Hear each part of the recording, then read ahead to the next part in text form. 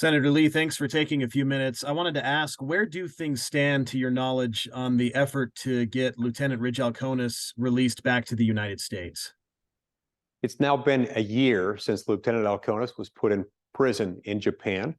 Put in prison based on an accident, a car accident resulting from an unforeseeable medical emergency that left him unconscious. We've been trying to get him back. We've, of course, submitted a request for prisoner transfer, which should have been granted months ago. It still hasn't been granted, but we're hopeful that now that we've crossed that critical one-year threshold, the Japanese government will take a look at it. It is apparently customary in their legal system to wait until 1/3 of the sentence has been completed. It's a 3-year sentence. He's now been in there for a year. And so we look forward to getting him back soon. Your office has taken a large lead on this. What has been your work with the Biden administration on getting things moving on this case?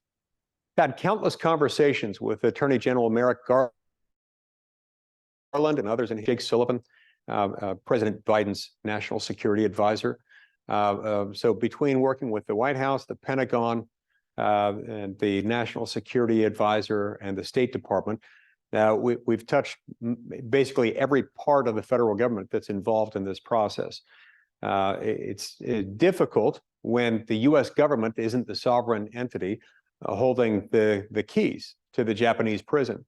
Nonetheless, we've had a lot of efforts brought to bear, and I'm still optimistic that we can get him back into U.S. custody. Had you thought something would have happened before now, Senator? Yes, I really had thought that something would happen. Something certainly should have happened.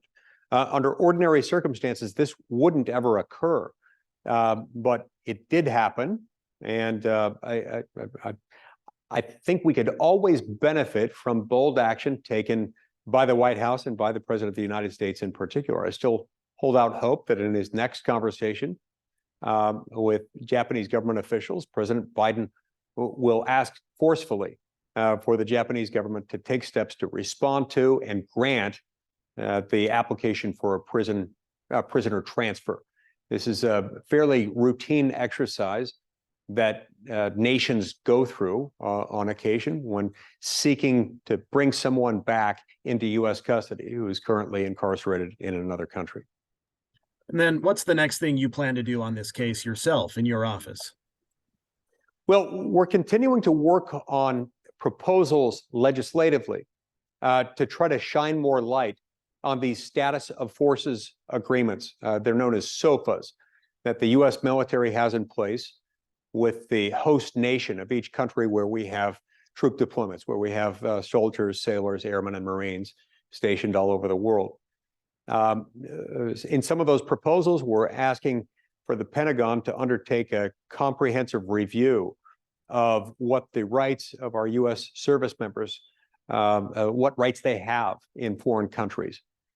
You know, it's significant that the Japanese government has locked in a status of forces agreement that is far more restrictive with respect to the rights that it recognizes in U.S. service members than those rights that we have for U.S. service members in, for example, South Korea, where they've got substantially more protections.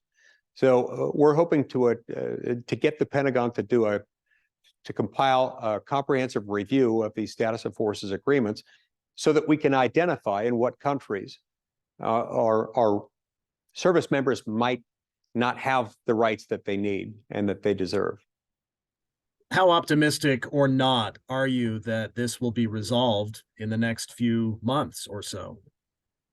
You know, I've learned not to forecast any particular outcome in this case. There were times many months ago that I thought we were on the verge of getting him back in the United States. I still do believe that. I just don't know the exact timing. All that said, we're in a much better position now than we've ever been in because we've now crossed that critical one-year mark. The Japanese government is institutionally reluctant, even though legally it's technically allowed to act sooner than that. But there's an institutional reluctance to grant any prisoner transfer or even process or seriously consider a prisoner transfer application until 1/3 of the sentence has been served in the Japanese prison, which in this case it now has. So yeah, I am very optimistic that we're looking at Lieutenant Alkonis returning to the United States within a matter of months. We just don't know exactly how many. Anything else, Senator, you'd like to say about your part in this, or anything else regarding this case? No, just that this case really tugs at the heartstrings, and this is why I've felt so determined to try to help in this case. This is a family, a young, lovely family. Their eldest daughter just turned 8. They had her 8th birthday party without their father being around. Ridge and Brittany Alkonis have 3 children. They need their dad, and the United States of America has lost one of its best and brightest. Among all naval officers, this is a highly decorated, highly respected, highly credentialed graduate of the U.S. Naval Academy who is an expert in his own field within the Navy. We need him back in the United States, and Brittany needs her husband back, and their children need their dad back.